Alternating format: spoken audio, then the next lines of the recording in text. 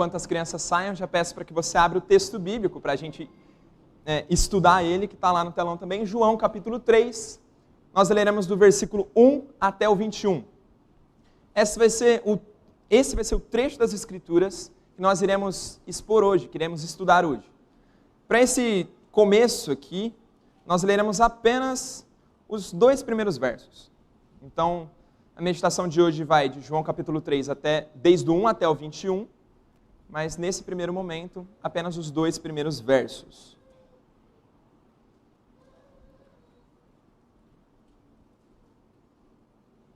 Esse é um trecho das Escrituras que tem versículos muito bem conhecidos, mas o trecho em si nem sempre é tão explorado assim. Nós sabemos o versículo que está aí no meio, decora e salteado.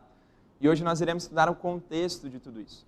Então, João capítulo 3, versículos 1 e 2 dizem assim: Havia entre os fariseus um homem chamado Nicodemos, um dos principais dos judeus.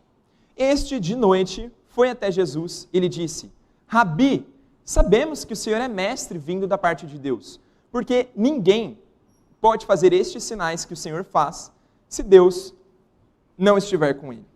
Abaixe sua cabeça mais uma vez, vamos orar, pedindo a Deus sabedoria e iluminação do Espírito para esse texto. Grandioso Deus, nosso Pai, agradecemos por tudo que o Senhor já nos ensinou nessa noite, tudo que o Senhor trabalhou no nosso coração, e nós te pedimos, ó Deus, que o Senhor transforme a nossa vida através da Tua Palavra, Pai, que será exposta nesse momento. Que o Senhor possa abrir o nosso entendimento e o nosso coração, e que saiamos daqui diferentes do que entramos. Que o Senhor assim nos abençoe, no nome de Cristo Jesus. Amém. Durante a nossa vida, nós escutamos e aprendemos muito sobre as narrativas, né? Teve Enem aí esses dias atrás e os temas e tudo mais tem a ver com narrativas e tudo mais, né? No nosso cotidiano, as narrativas são totalmente presentes. Não somente o estilo literário narrativa, mas quando você conversa com alguém, você conta uma história, você narra um acontecimento. Então as narrativas, elas estão totalmente presentes na nossa vida. Por definição, narrativa, ou texto narrativo, é um tipo de texto que esboça as ações de personagens num determinado tempo e espaço. Nós sabemos então que tal conteúdo é uma narrativa quando tem uma apresentação, ou seja, é uma introdução, o autor do texto apresenta as personagens presentes ali, o local e o tempo, né, que vai desenvolver aquela trama. Nós também sabemos que é uma narrativa quando tem desenvolvimento, onde grande parte da história é desenvolvida com foco nas ações e nas falas das personagens. Depois nós temos também um clímax, um ponto central, um ponto alto, né, que pode ser tanto lá em cima quanto lá embaixo, né, mas tem um clímax, né, um momento emocionante da narrativa, e seguido, depois disso, pelo desfecho, ou também chamado de conclusão, que é determinado pela parte final da narrativa, onde todas as coisas se fecham, se conectam, né, os conflitos vão sendo desenvolvidos, pontos finais e tudo mais. A nossa vida mesmo é uma narrativa. Tem começo, tem um desenvolvimento, com vários pontos altos e baixos, clímax e tudo mais, e um desfecho. E esse desfecho, todo mundo sabe qual que é o desfecho. É a morte. Nossa vida acaba com a morte. A nossa vida é uma narrativa. Tanto que tem como você contar a sua vida, a sua história, com uma narrativa. Você vai narrando os acontecimentos. Porém, nós nem sempre sabemos que rumos a nossa narrativa tomará. A gente não sabe o que vai acontecer no dia de amanhã. A gente não faz ideia. A gente consegue narrar algo que aconteceu, né? Mas não o que vai acontecer ainda. E, às vezes, o caminho que está na nossa frente é muito obscuro. É escuro, cheio de sombras, de curvas, de mistérios. Muitas vezes nós nos sentimos cegos, perdidos, em um mundo totalmente escuro. A gente não sabe quais serão os próximos passos da nossa vida. Não faz ideia. Nós nos perdemos muitas vezes por conta disso. Nós nos perdemos no desenvolvimento da nossa história, da nossa narrativa, mesmo que nós saibamos o que vai acontecer no final. Mesmo que, pela graça em Cristo Jesus, que nós estamos vendo desde o começo desse culto e na nossa vida nós testemunhamos da graça de Deus, mesmo que nós saibamos da graça, muitas vezes o desenvolvimento na nossa vida, a gente se perde. A gente pisa em buracos, não sabe mais o que fazer. Olhando para o nosso texto, João, o autor da passagem, ele sabe muito bem escrever uma narrativa. Isso aqui é uma narrativa, vai narrando os acontecimentos que aconteceram. Tem a apresentação dos personagens ali, um desenvolvimento, um clímax, um momento assim de tensão e um desfecho também para essa história. Os 2 versículos que nós já lemos compõem a apresentação da narrativa, certo? A gente tem uns versos bem ricos em detalhes, a gente consegue retirar quem são as personagens, onde estão, em que tempo estão, a gente vê tudo isso nos 2 primeiros versículos. E a gente também vê o que a narrativa vai tratar. Ela conta um pouquinho do que vai acontecer lá na frente, como se desenvolverá o resto da passagem. Olha os 2 primeiros versículos de novo. Havia entre os fariseus um homem chamado Nicodemos, um dos principais dos judeus. Este, de noite, foi ter com Jesus e lhe disse: Rabi, sabemos que és mestre vindo da parte de Deus, porque ninguém pode fazer estes sinais que tu fazes, se Deus não estiver com ele. Esse texto, então, nós conseguimos perceber por esses 2 primeiros versículos que é uma conversa teológica, né, bem rebuscada entre Jesus, o Deus encarnado, e Nicodemos, o mestre da lei de Jerusalém. Nessa conversa, Nicodemos está claramente muito intrigado para saber quem é esse Jesus que faz esses milagres, que veio da parte de Deus, como ele conseguia fazer todos aqueles sinais e maravilhas. Por isso que ele queria tanto uma conversa com Jesus. Estava intrigado. Mas para sabermos de onde veio essa conversa, essa curiosidade e tudo mais, que a princípio parece meio aleatória, né? Do nada aqui a gente leu o versículo 1 do capítulo 3, se a gente não estiver muito bem situado, a gente não entende muito. Então a gente vai voltar um pouquinho para o início da vida de ambos ali. Tá bom? Tanto de Nicodemos, que é uma das personagens, e de Jesus, que é a outra das personagens. A gente tem as personagens principais aqui, a gente tem o pano de fundo, a gente tem o tempo, que foi de noite, mas a gente vai chegar lá. Bom? Então, Nicodemos era um homem bem estudado. Ele conhecia, desde os 6 anos, as Sagradas Letras, e aos 14 ele já tinha tudo aqui, ó, tudo decorado. Já tinha possivelmente decorado tudo. Ele era conhecido e reconhecido por todo mundo bíblico. Todo mundo conhecia quem que era Nicodemos. Ele fazia parte do Sinédrio. Ele era respeitado e muitas vezes até venerado pelos judeus. Aonde ele chegava, o mestre dos mestres de Jerusalém está aqui, é Nicodemos. Cuidado, que senão ele pode fazer alguma coisa, né? Ele, se fosse nos dias de hoje aqui, sei lá, um juiz federal, um senador, um professor doutor de uma universidade federal por aí, o presidente entrando, não sei. Presidente nem tanto, vai? Mas um professor doutor assim, tá bom? Mas a gente não pode deixar de falar um detalhe importantíssimo da vida dele. Ele fazia parte de um grupo religioso chamado fariseus. Era uma seita judaica importante na época de Jesus, que era compromissada à exata observância da religião judaica, mas que muitas vezes caía no erro da hipocrisia, da cegueira ao analisar a lei. Então, tudo isso envolvia a vida de Nicodemos. Jesus, de Nazaré, nascido em Belém, por sua vez, ele foi um menino que cresceu, usando os termos bíblicos, cresceu em sabedoria e graça diante de Deus e dos homens. Todo mundo sabe disso, quando nós lemos o texto bíblico, ele cresceu, ele foi moleque, né? Ele foi adolescente, então ele foi crescendo. Ele é anunciado como filho de Deus e batizado no Espírito Santo por João Batista, como a gente consegue perceber nos evangelhos também. Né? No começo do evangelho de João nós vemos isso. Também Jesus ele é tentado pelo diabo e depois disso ele inicia finalmente o seu ministério público. Então só lá depois, lá nos 30 anos, ele começa o seu ministério público. Ele chama então alguns discípulos da Galileia, ele transforma a água em vinho em um casamento. É só você voltar algumas páginas aí de João que você vai perceber isso, tá bom? Ele também vira algumas mesas no templo de Jerusalém, faz um caos lá, pequenininho assim, né? Alguns sinais e milagres. Ele está começando a fazer seu nome conhecido aqui. Ele quebra vários padrões religiosos e sociais da época e desperta muito a curiosidade desse mestre da lei. Por que ele faz isso? Que autoridade que ele tem para falar tudo isso? Ele só pode vir da parte de Deus para fazer esses sinais e milagres. Foi isso que ele disse, não foi? Olha o versículo 2. Este, de noite, foi ter com Jesus e ele disse: Rabi, sabemos que és mestre vindo da parte de Deus, porque ninguém pode fazer esses sinais que tu fazes, se Deus não estiver com ele. E aqui, gente, presta atenção no que Nicodemos chama Jesus. Este de noite foi ter com Jesus e ele disse, Rabi, sabemos que és mestre. Diferentemente do que a maioria de nós pensa, Jesus ele não era tão diferente assim, ele era muito diferente. Mas em alguns aspectos ele era um pouco parecido com Nicodemos. Por quê? E agora convido você a desconstruir um pouquinho a visão engessada que você tem de Jesus para pensar num Jesus histórico. O Jesus que viveu mesmo no chão de terra ali, junto com os discípulos, junto com todo aquele contexto. Tá bom? Claramente o texto nos mostra que Nicodemos reconhecia Jesus como Rabi. Era um mestre vindo da parte de Deus. Theo Hotz, um historiador, ele é coordenador também do departamento de culto da Congregação Israelita Paulista. Tá? Ele não é um cristão, mas ele é um estudioso dos ambientes judaicos e tudo mais. Ele afirma que Jesus ele era um rabino. Aqui não está nada diferente do texto bíblico. Rabi, rabino, tá bom? Rabi, e ele também era mais um sábio. Para esse estudioso, ele era mais um sábio dentro de uma corrente de outros tantos sábios que percorriam os últimos 100, 150 anos ali naquele contexto.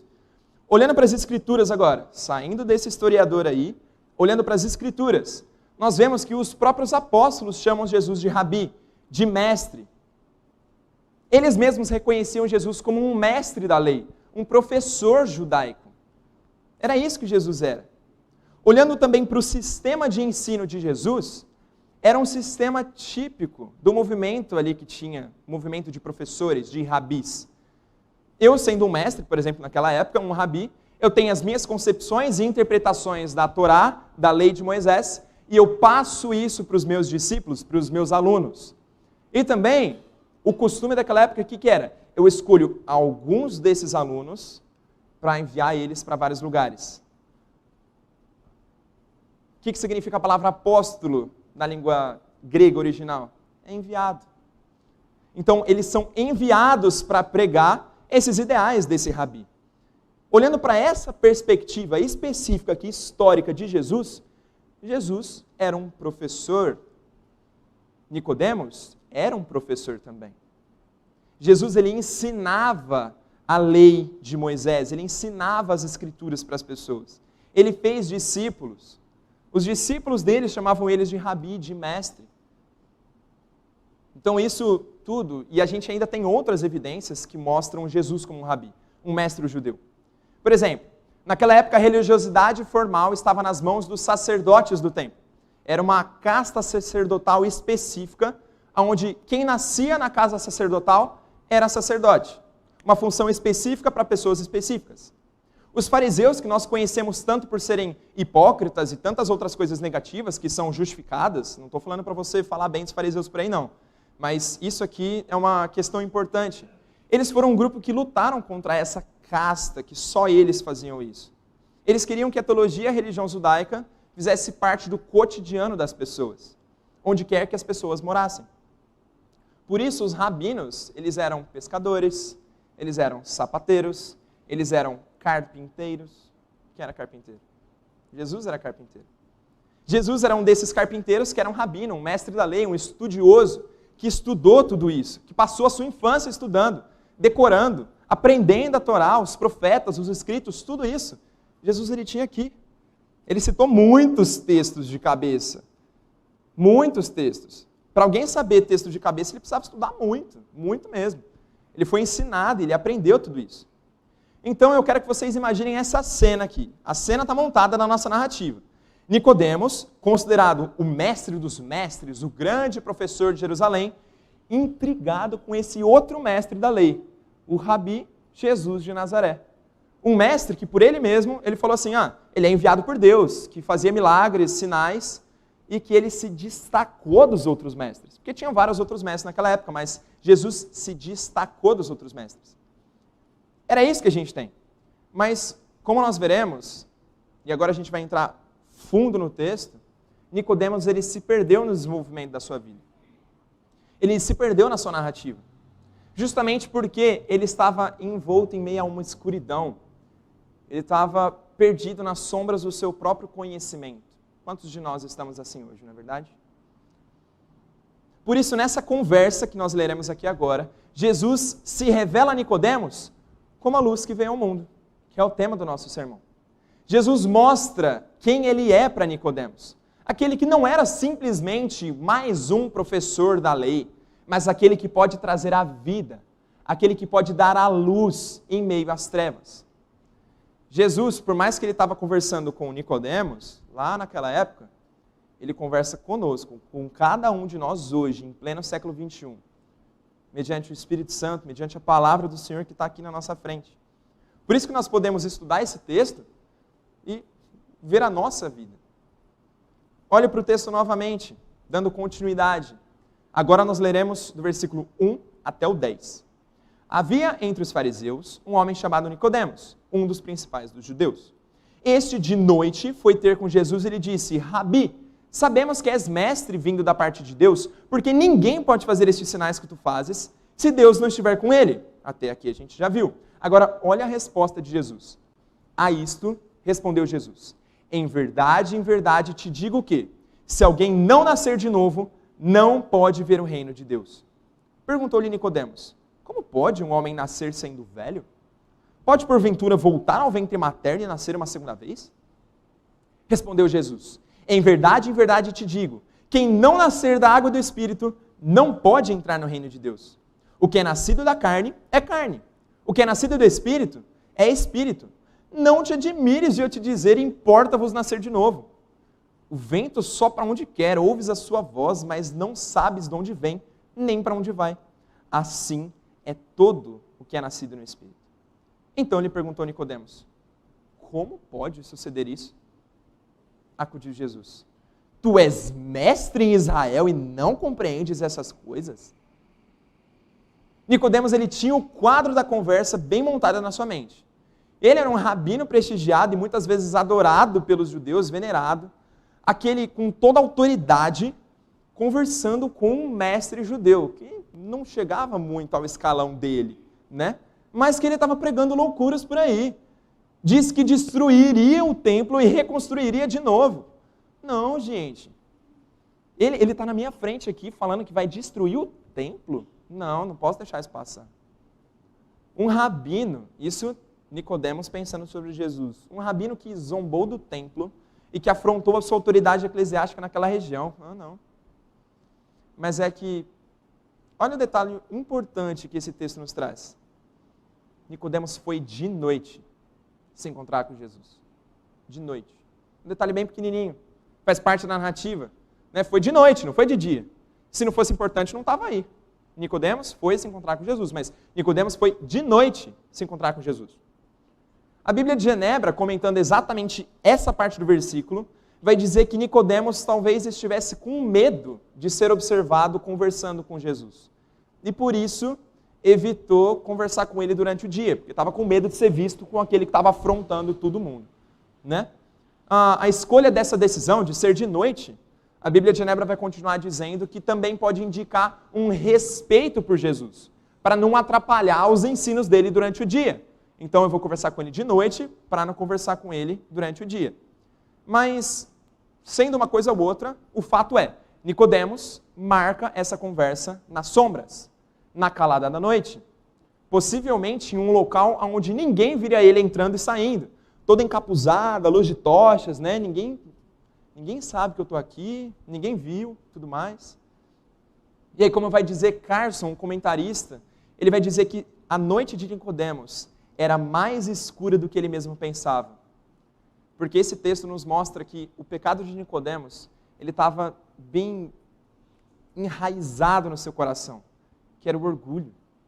Nicodemos, o mestre dos mestres, professor de professores, ele estava se escondendo nas sombras por conta do seu orgulho, por conta do seu pecado.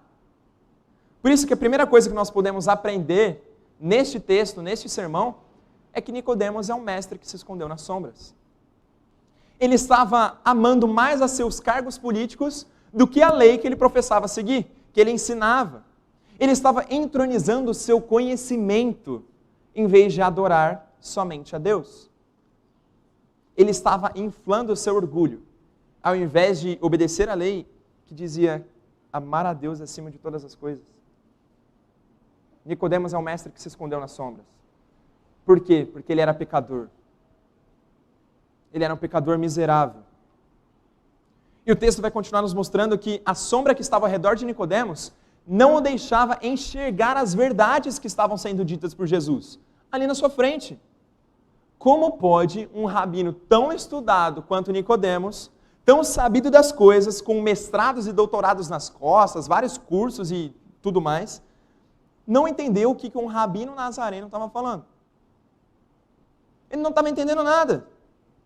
Com certeza Nicodemos ele estava fazendo um esforço para entender, estava tentando entender, vendo e revendo as construções gramaticais de Jesus, tentando pegar insights lá no Antigo Testamento para poder pensar em alguma coisa, mas ele sempre repete a mesma coisa no texto. Como pode? Como pode um homem nascer de novo? Como pode isso acontecer? Eu não estou entendendo Jesus. Eu não estou entendendo isso. Ele estava cego. Ele estava dentro das sombras do próprio pecado. Fica evidente aqui que o mestre dos mestres de Jerusalém, ele não tinha o conhecimento mais básico sequer quanto à salvação que Deus oferecia para o seu povo. Seu treinamento árduo como fariseu parece ter imunizado contra a compreensão espiritual de algo muito maior. Quando nós vemos a vida de Nicodemos, quem ele é, e as pessoas que estavam ao redor ali, uma expectativa era criada. As pessoas tinham uma expectativa de um mestre da lei. Ele deveria, pelo menos, assim, o mínimo, entender muito sobre as coisas eternas, sobre as coisas de Deus, sobre as coisas celestiais. Mas aqui a farsa de Nicodemos é quebrada no meio. Só que não tem ninguém para ver. Mas ele sabe que ele se escondeu nas sombras. Só que agora esse mestre que se escondeu nas sombras, ele está de frente com a própria luz. Ele está de frente com a própria luz. Mas quando olhamos para o mestre que se escondeu nas sombras, quando nós olhamos para Nicodemos, seu orgulho, seu pecado era somente fruto de um estado em que ele se encontrava, de uma natureza corrompida e deturpada. Nicodemos não era somente fariseu, hipócrita e tudo mais que a gente conhece dos fariseus. Ele não se resumia a seus atos pecaminosos, não se resumia a isso. Nicodemos era um ser humano, é isso que ele era, um ser humano desgraçado, um ser humano assombrado pelo pecado. Ele era um ser humano pecador, uma raça que se esconde nas sombras, uma raça pecadora. Não somente Nicodemos que foi orgulhoso. Quando a gente olha lá para o Antigo Testamento, lá no comecinho, os nossos primeiros pais foram orgulhosos. O pecado do orgulho já estava ali. Eles se acharam maiores que Deus. E agora eu faço uma pergunta para você, e não precisa responder porque eu já sei, quem aqui é ser humano? Só de olhar para você de longe eu sei que você é ser humano. Nós somos seres humanos. Quem aqui nasceu da relação entre um homem e uma mulher, que ficou na barriga da mulher por 9 meses e que nasceu chorando? Todo mundo aqui. Todo mundo. Quem aqui faz parte desse mundo que se esconde nas sombras?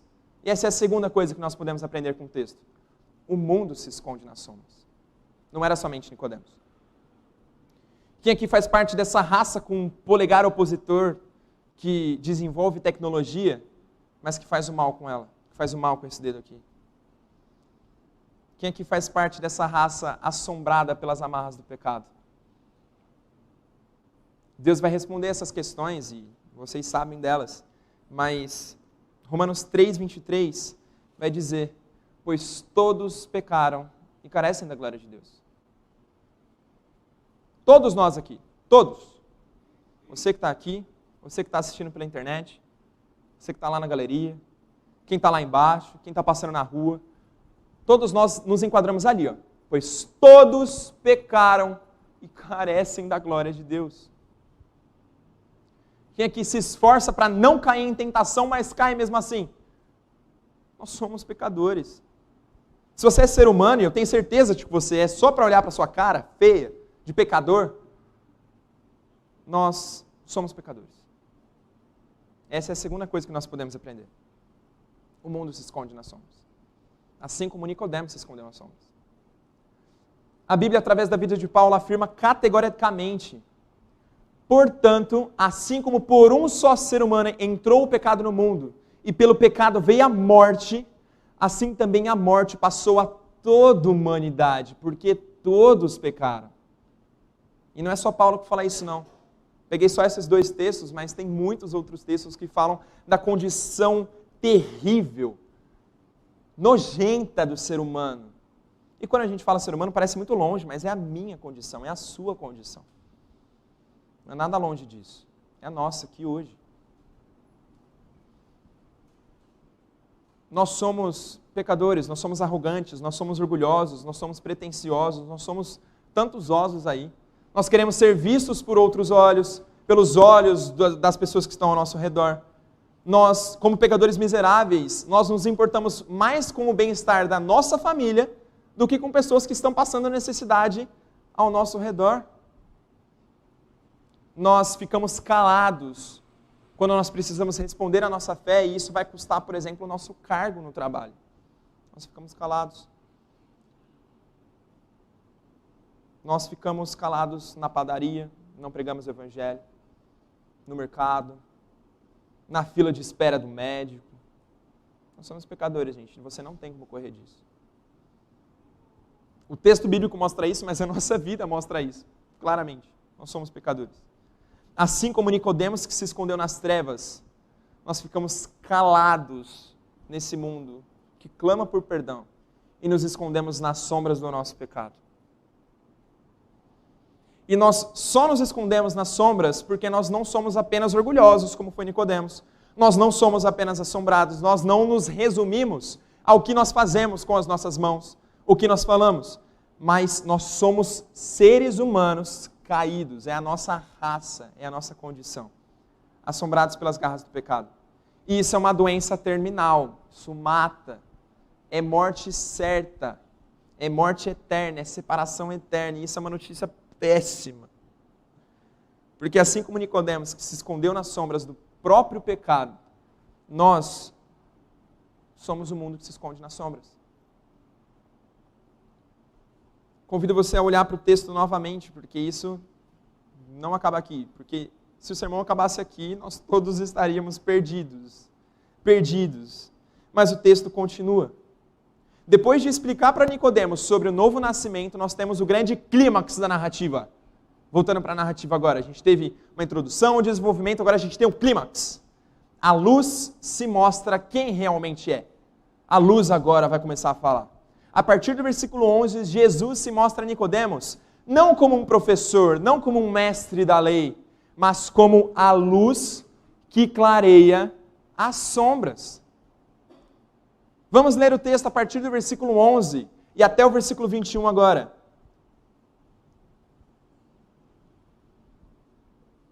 Em verdade te digo, que nós dizemos o que sabemos e testificamos o que temos visto.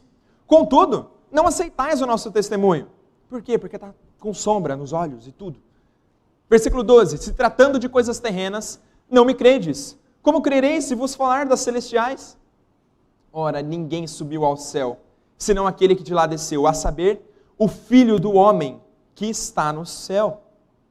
E de modo porque Moisés levantou a serpente no deserto, assim importa que o Filho do homem seja levantado, para que todo que nele crê tenha a vida eterna.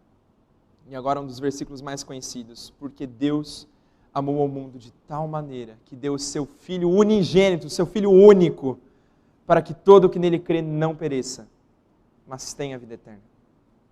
Porquanto Deus enviou o seu Filho ao mundo, não para que julgasse o mundo, mas para que o mundo fosse salvo por ele.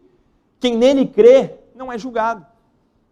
O que não crê já está julgado, porquanto não crê no nome do unigênito Filho de Deus. O julgamento é este, que a luz veio ao mundo, e os homens amaram mais as trevas do que a luz, porque as suas obras eram más. Pois todo aquele que pratica o mal e aborrece a luz, e não se chega para a luz, a fim de não serem arguidas as suas obras. Quem pratica a verdade, aproxima-se da luz, a fim de que suas obras sejam manifestas, porque feitas em Deus. Nicodemos, ele tinha o Antigo Testamento inteiro decorado na mente, os ensinos de João Batista, que já tinha passado por aí pregando loucuras, a instrução de Jesus dada nessa própria conversa, mas até esse momento na vida dele, Até esse momento, a verdade não tinha penetrado na mente dele. Por quê? Porque a mente estava tomada pelas sombras do pecado. Então, olhando para Nicodemos, falou assim, nossa, ele não está entendendo nada. Jesus muda de postura agora. É chegada a hora, então, nessa conversa, nesse clímax, de se mostrar quem ele realmente era. Não somente mais um professor, não somente um homem nascido em Nazaré, não somente mais um rabi estudado, muito mais do que isso. Jesus, sendo bem intencional, começa a falar sobre ele mesmo, usando vários exemplos do Antigo Testamento, coisa que Nicodemos conhecia muito bem. Ele já tinha decorado, já tinha aprendido.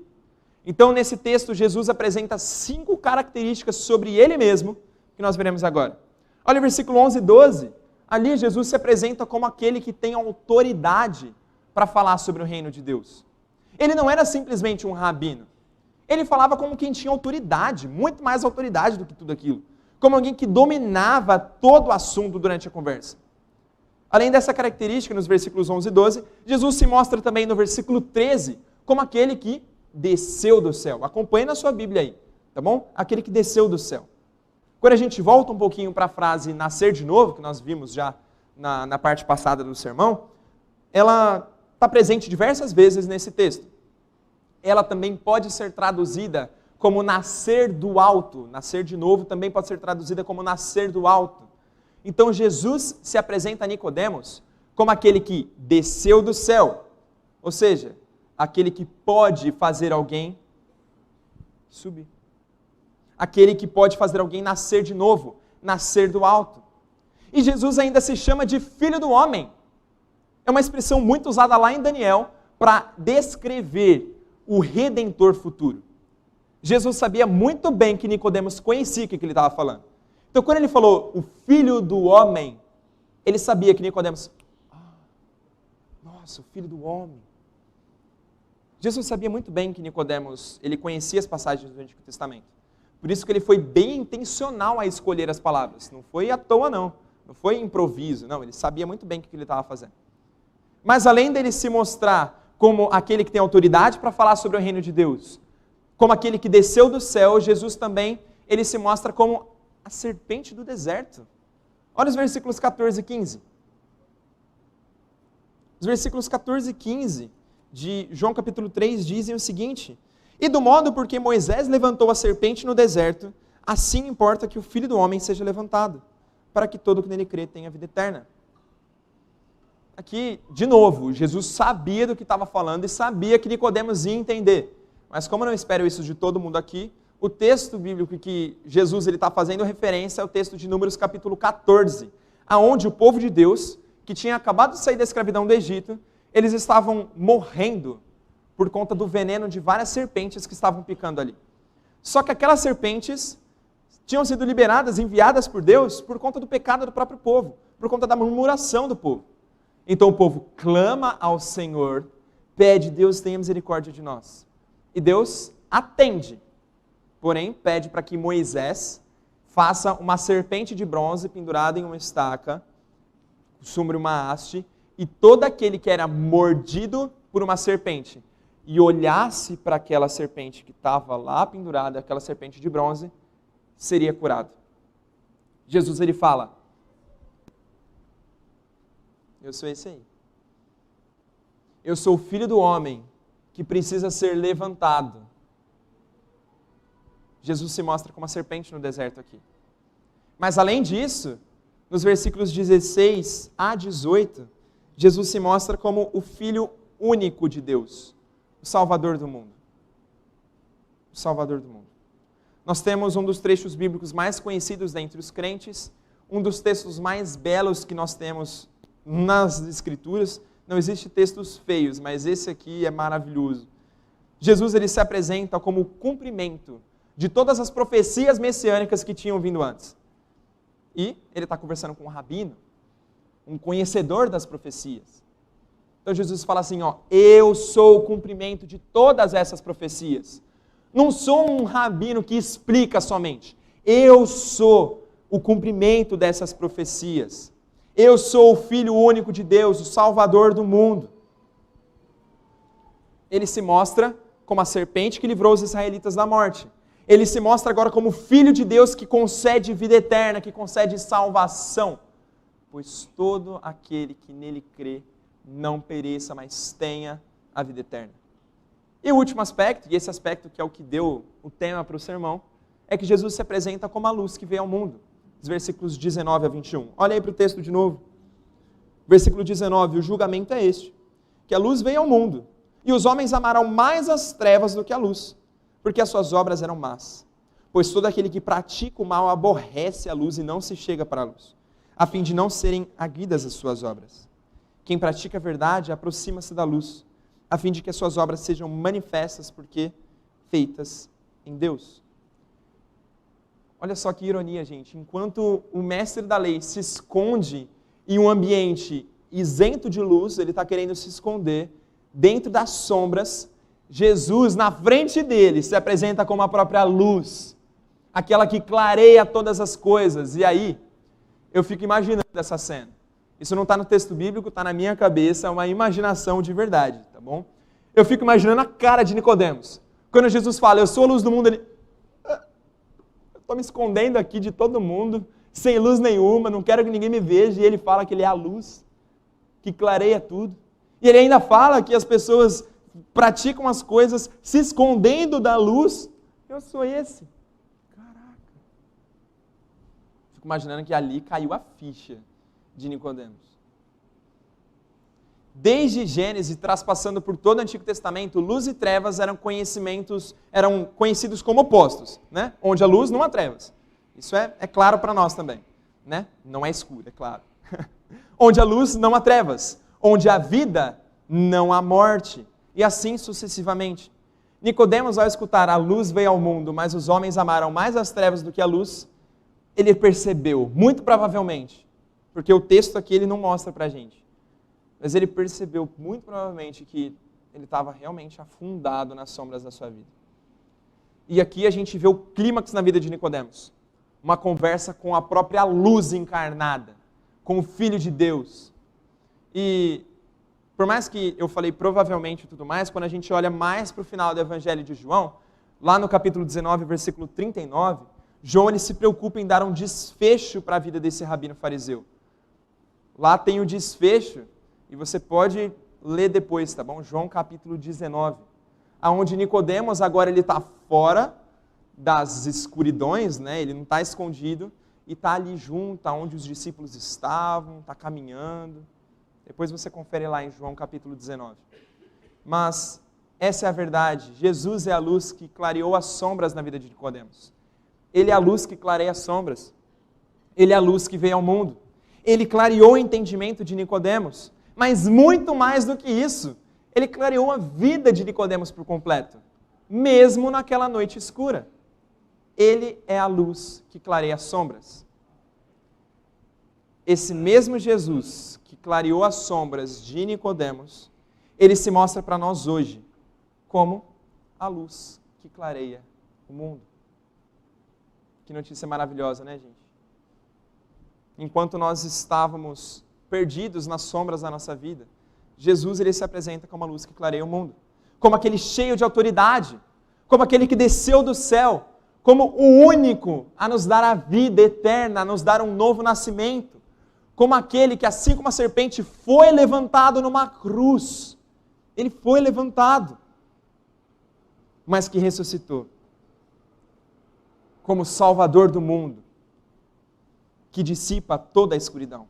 Em Jesus, através desse novo nascimento, não é somente Nicodemos, que estava na conversa direta com Jesus ali, mas, o que diz o texto? Todo aquele que no Filho de Deus, na luz que clareia o mundo, todo aquele que nele crê, não vai morrer, mas vai ter a vida eterna. Em Jesus, toda escuridão é iluminada pela luz do mundo. Todo coração que era pedra, agora pela fé em Cristo é transformado em carne. Todo corpo que era vazio por dentro, agora é preenchido pelo Espírito Santo de Deus. E essa é a quarta coisa que a gente pode aprender nessa noite. A luz clareia o mundo. Jesus é a luz que clareia o mundo, que clareia a nossa vida. Jesus, pelo seu sangue, ilumina a vida de pecadores por completo, não é somente o intelecto, Não é somente o braço direito para ele parar de pecar, não, é a vida inteira por completo. Que Deus, não é verdade? Que notícia maravilhosa que nós podemos receber. Graças a Deus que o sermão não parou lá na metade, quando a gente só viu que nós estávamos imersos em trevas. Graças a Deus pela luz que desceu e que clareia o mundo. Ele, o dono da narrativa e ao mesmo tempo o personagem principal dela, não somos nós. A personagem principal na sua vida não é você. É a luz que clareia o mundo. Ele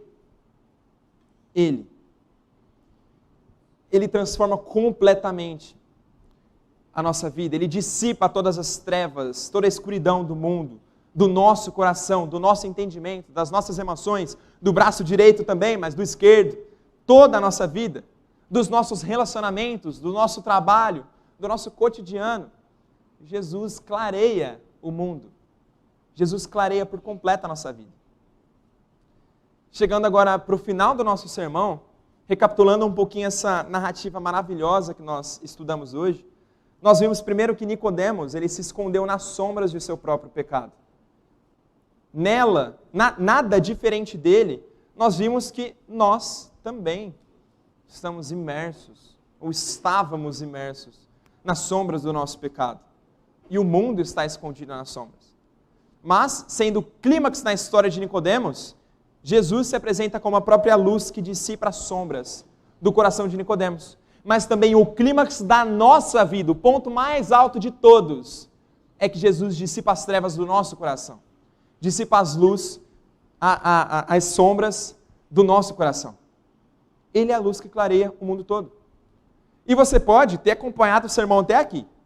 Até aqui, está tranquilo, aprendeu tudo, entendido os pontos, entendido muito bem que Nicodemos foi o mestre que se escondeu, que o mundo se esconde, que Jesus ele é a luz que clareia o mundo, que clareou a vida de Nicodemos. Você pode ter entendido tudo isso. Você pode ter entendido tudo isso. Mas assim como Nicodemos, você pode não ter entendido o que Jesus quis dizer com nascer de novo, ou nascer da água e do Espírito. Essa é uma dúvida que quando a gente lê esse texto parece, nossa, mas o que é isso, nascer da água e do Espírito? Como pode voltar para a barriga da minha mãe? Não tem como isso. Mas mesmo eu entendendo que não tem como que nasce de novo da água e do Espírito? O que é isso? Nicodemos mesmo, conhecido do jeito que era, pergunta várias vezes o que significava isso, e ele não entende justamente por estar em meio às sombras do seu pecado. E Jesus, quando disse aquilo, assim como as outras coisas que ele disse, queria que Nicodemos lembrasse uma profecia lá de trás. E como eu não espero que ninguém aqui lembre dessa profecia, eu vou mostrar aqui para vocês. Essa profecia está lá em Ezequiel, capítulo 36, versículos 25 a 27. Aqui era só um resuminho. Mas aqui, Ezequiel, capítulo 36, 25 a 27, diz assim, a profecia que Jesus estava falando para Nicodemos lembrar. Então, aspergirei água pura sobre vós, e vocês ficarão purificados. Eu os purificarei de todas as suas impurezas e de todos os seus ídolos. Eu lhes darei um coração novo e porei dentro de vocês um espírito novo. Tirarei de vocês o coração de pedra e lhes darei um coração de carne. Porei dentro de vocês o meu espírito e farei com que andem nos meus estatutos, guardem e observem os meus juízos. Essa é a profecia que Jesus queria que Nicodemos tivesse pegado e ele não pegou. E de forma bem prática agora, falando para cada um de vocês, para você também que está assistindo na internet. E esse texto já falou muito ao meu coração também. Se a gente já tiver entendido tudo o que a gente falou aqui, que a gente conversou, mas se você tiver perdido tudo também, não prestar atenção em nada, presta atenção nesse momento agora, nesse momento. O nascer da água e do Espírito, o nascer de novo, significa que a nova vida em Cristo é limpa por essa água que está aqui em Ezequiel. É uma vida limpa completamente, preenchida por esse Espírito, pelo poder e pela vida do próprio Deus. Jesus, a luz que veio ao mundo, é o cumprimento dessa profecia de Ezequiel. Aquele que vem e faz tudo de novo, que dissipa as sombras do nosso coração, que dá um coração novo para nós, que faz com que nós nasçamos de novo, limpos pela água e preenchidos pelo Espírito Santo.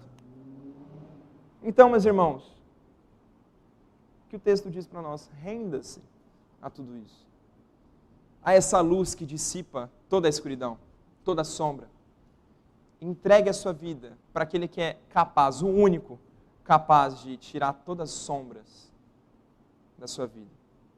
As sombras mais profundas, aquelas que o melhor cirurgião do coração não consegue chegar lá, não consegue. Qualquer bisturi, qualquer faca que a gente tem, não consegue chegar aonde Cristo Jesus chega. Deixe então que Ele opere essa transformação completa na sua vida. Completa. E aqui o nascer de novo da água e do Espírito. Vive essa nova vida comprada com sangue, pela luz que veio ao mundo. Mas viver essa nova vida dada por Jesus Cristo implica em algumas mudanças que precisam estar presentes na nossa vida. Você pode já ter, não, Natan, eu entendi que eu preciso nascer de novo, mas eu já nasci de novo, graças a Deus, aleluia, obrigado Pai, porque muitos aqui eu tenho absoluta certeza que já nasceram de novo da água e do Espírito. Jesus já dissipou essas trevas, mas aqui, hoje, nós precisamos viver essa nova vida regenerada pela água e pelo Espírito. Isso implica em duas coisinhas. Primeiro, busque a Deus cada vez mais. Você precisa viver buscando aprender cada vez mais sobre esse Deus, buscando andar nos estatutos, como diz a profecia, guardar e observar os seus juízos. É crescer no conhecimento de Deus, sendo cada vez mais purificados pela água e preenchidos pelo Espírito Santo de Deus. Você precisa ler o texto bíblico todos os dias, você precisa decorar os versículos bíblicos, porque os versículos bíblicos eles pulam na nossa mente quando eles estão decorados, nos momentos mais difíceis da nossa vida. Você precisa meditar nos textos durante o trabalho, lavando a louça, conversando com os filhos, educando eles. Nós precisamos se alimentar constantemente. E assim nós seremos lavados pela água e preenchidos pelo Espírito. Mas além disso, nós precisamos ser a luz do mundo. Jesus chama seus filhos de luz do mundo em Mateus 5,14. Mas Ele não é a luz do mundo? Por que Ele chama a gente de luz do mundo? Seus filhos de luz do mundo? Porque agora, nós nascidos do alto, nascidos de novo, regenerados e iluminados por Jesus, a luz que veio ao mundo, nós precisamos também ser luz para esse mundo de escuridão e sombra. Nós precisamos ser luz. Pisca-pisca por aí, assim, ó, um monte. Não é à toa que nós podemos ser chamados de cristãos, pequenos cristos.